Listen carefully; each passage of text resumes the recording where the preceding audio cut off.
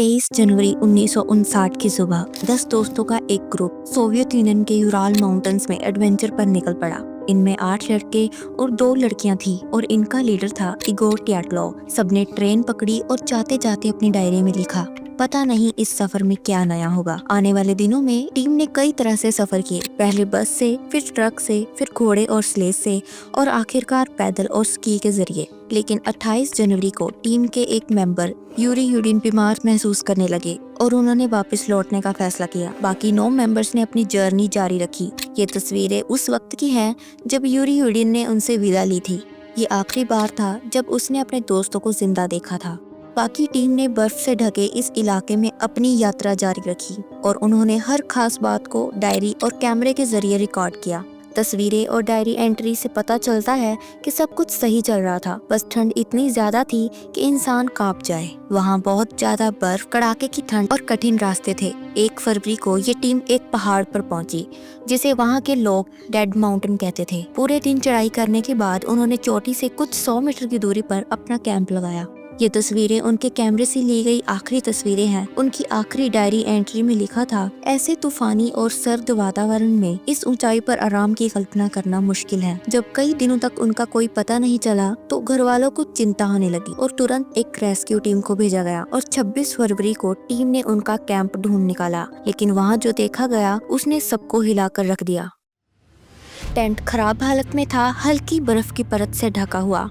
Hikers का सामान और इक्विपमेंट्स टेंट के अंदर एकदम सही हालत में पड़े थे, लेकिन खुद टेंट को अंदर से काटा गया था। ऐसा लग रहा था कि शायद टेंट के अंदर कुछ गड़बड़ हुई थी जिसने उनको टेंट फाड़ कर भागने पर मजबूर किया। ये तो क्लियर हो गया था कि हाइकर्स ने पैनिक में आकर अपने टेंट को काटा और बिना कोई सामान लिए ही यहाँ से भाग गए। अगले दिन टेंट के बाहर 9 लोगों के पैरों के निशान मिले जो जंगल की तरफ जा रहे थे। प्रिंट्स शो कर रहे थे कि ऑलमोस्ट सभी हाइकर्स ने अपने बूट्स नहीं पहने थे और कुछ लोग बिना सॉक्स के भी चल रहे थे। इन निशानों से ऐसा लगता था कि हाइकर्स घबराहट में नहीं बल्कि शांति से नीचे उतरे थे, क्योंकि बर्फ पर बने निशान बहुत हल्के थे। ये निशान करीब आधे किलोमीटर तक दिखे और फिर पूरी तरफ बर्फ से ढक गए। शायद बाद में पड़ने वाली बर्फ ने उनको छुपा दिया होगा। इन्वेस्टिगेशन टीम इन फुटप्रिंट्स की डायरेक्शन में आगे बढ़ती रही और थोड़ी देर बाद वो एक देवदार के पेड़ तक पहुंच गए, जहां उन्हें एक बुझी हुई बॉनफायर के निशान मिले और साथ ही यूरी क्रिवोनोशिंको और यूरी डोरोशिंको की जमी हुई डेड बॉडीज भी मिली। बाकी 9 हाइकर्स को ढूंढने में 2 महीने से ज्यादा समय लगा। पहले 2 हाइकर्स बेहद कम कपड़ों में पाए गए। दोनों के पास न जैकेट थी,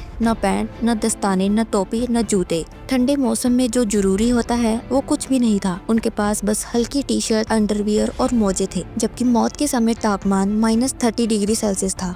देवदार के पेड़ की 5 मीटर तक की शाखाएं टूटी हुई थी।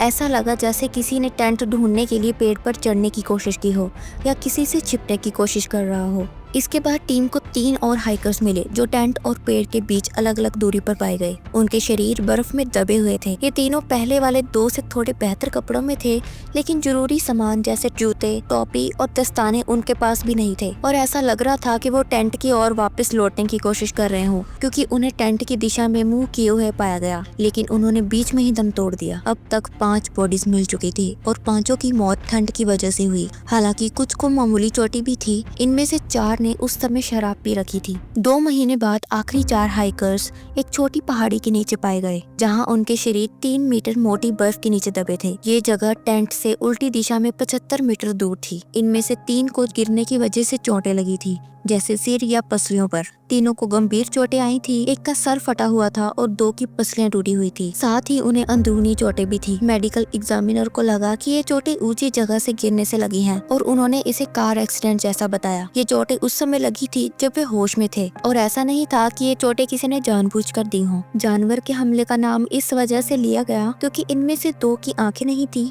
और लड़की की जुबान गायब थी। चौथे व्यक्ति की नाक पर चोट थी और गला अजीब तरह से मुड़ा हुआ था, लेकिन उसकी मौत ठंड से हुई। सबसे अजीब बात तो ये थी कि क्राइम सीन से जो 2 टी-शर्ट और एक पैंट मिली, उन पर रेडियो एक्टिव मटेरियल पाया गया। पहले तो ये सोचकर जांच हो रही थी कि शायद इनको किसी ने मारा है, लेकिन आखिरकार 28 मई को ये केस बंद कर दिया गया क्योंकि कोई ऐसा पक्का सबूत नहीं मिला जिससे ये साबित हो सके कि इनका मर्डर हुआ है या फिर इन्होंने आपस में ही एक दूसरे को मारा। और रिपोर्ट में सिर्फ इतना लिखा गया, घटना की वजह एक अज्ञात जोरदार बल था जिसे हाइकर्स पार नहीं कर पाए। अब असली सवाल ये है कि उन 9 लोगों के साथ आखिर हुआ क्या था। ऐसा क्या हो गया कि टेंट का दरवाजा छोड़कर उसे चाकू से फाड़कर भागना पड़ा, और ऐसा क्या खतरा था जो टेंट से बाहर निकलते ही खत्म हो गया। और उनके कदमों के निशान बिल्कुल नॉर्मल चलने वाले थे, ना कि भागने वाले। ऑफिशियल रिपोर्ट कहती है कि 9 में से 6 लोगों की मौत हाइपोथर्मिया की वजह से हुई, लेकिन उनकी हालत देखकर इस बात पर यकीन करना मुश्किल था। लोग आज भी ये सोचते हैं कि क्या ये नेचुरल हादसा था या कुछ ऐसा जिसे जानबूझकर छिपाया गया। अब तो ये केस इंटरनेशनल लेवल पर पब्लिसिटी ले चुका था। हाइकर्स के परिवार और कई लोगों ने सोवियत यूनियन की इस हाइपोथर्मिया वाली कहानी को फेक बताते हुए आवाज उठानी शुरू कर दी। उनका कहना था कि सोवियत सरकार असली वजह छुपा रही है। हाइकर्स के परिवार और कई लोगों ने सोवियत यूनियन की इस हाइपोथर्मिया वाली कहानी को फेक बताते हुए आवाज उठानी शुरू कर दी। उनका कहना था कि सोवियत सरकार असली वजह छुपा रही है। खास तौर पर जब 3 कपड़ों पर रेडियो एक्टिव पार्टिकल्स मिले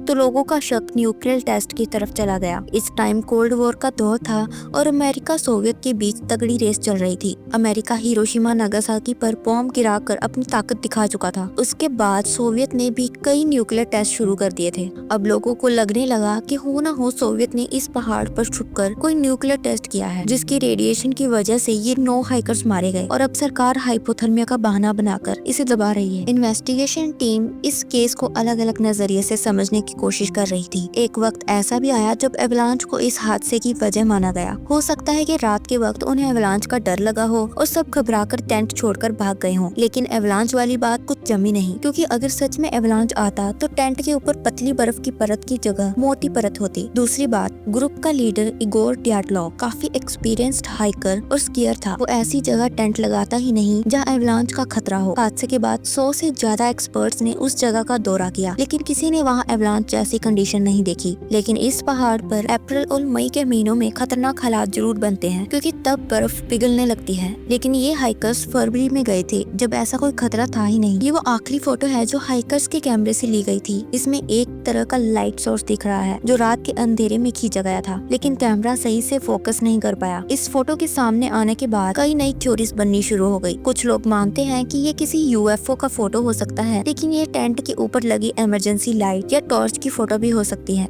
अगर मान भी लें कि ये आसमान से किसी चीज की फोटो है, चाहे वो रॉकेट हो, यूएफओ, स्पेस का मलबा या फिर कोई उल्का पिंड, इसमें कोई हैरानी की बात नहीं, क्योंकि ये सोवियत यूनियन का दौर था, कोल्ड वॉर और स्पेस रेस का समय, जब आसमान में काफी हलचल थी। उस समय स्पेस एक्सप्लोरेशन इतना नया था कि लोग इन रहस्यमयी रोशनी को पहचान नहीं पाते थे। लेकिन एक बात तो पक्की है कि जो भी चीज थी ये हाइकर्स के पास नहीं गिरी होगी, क्योंकि अगर ऐसा होता तो सर्च टीम को कुछ तो मिलता। अगर वो चीज पहले ही उठाई जा चुकी होती तो जमीन पर क्रैश साइट, फुटप्रिंट्स या किसी और एक्टिविटी का सबूत जरूर मिलता। इसलिए यूएफओ और हाइकर्स की मौत में इनका कोई सीधा कनेक्शन नहीं दिखता। वो टेंट तभी छोड़ते जब अंदर कोई खतरा हो, क्योंकि बाहर के खतरे के लिए टेंट काटने की जरूरत नहीं होती। और उनके फुटप्रिंट्स दिखाते हैं कि वो आराम से नीचे की तरफ चलकर गए, भागे नहीं। तो आखिर हुआ क्या था? वो टेंट क्यों छोड़कर भागे? टेंट को अंदर से क्यों काटा गया? कुछ को इतनी बड़ी चोटें कैसे लगी जबकि बाकी ठंड से मरे? और वो इतने कम कपड़ों में क्यों थे जबकि वो सभी काफी एक्सपीरियंस्ड हाइकर्स थे? सबसे बड़ा रहस्य ये है कि इतनी सारी जानकारी के बावजूद भी ये गुत्थी सुलझी क्यों नहीं? इस आखिरी फोटो की सच्चाई आज तक किसी को नहीं पता चली। सच का पता लगाने के लिए हमें उस टेंट की तरफ जाना होगा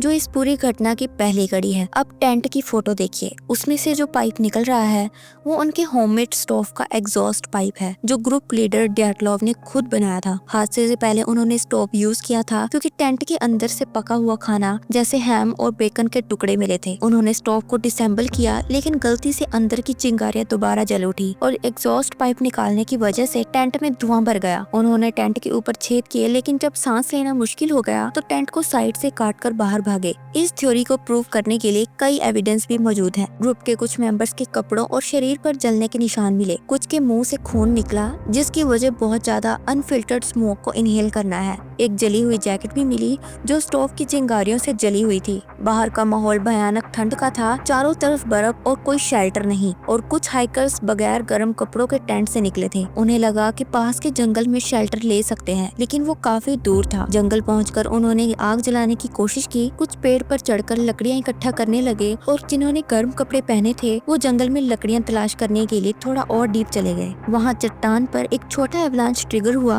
और 4 हाइकर्स उस एवलांच की चपेट में आ गए और 3 मीटर नीचे एक खाई में गिरने की वजह से इनको खतरनाक चोटें लगी।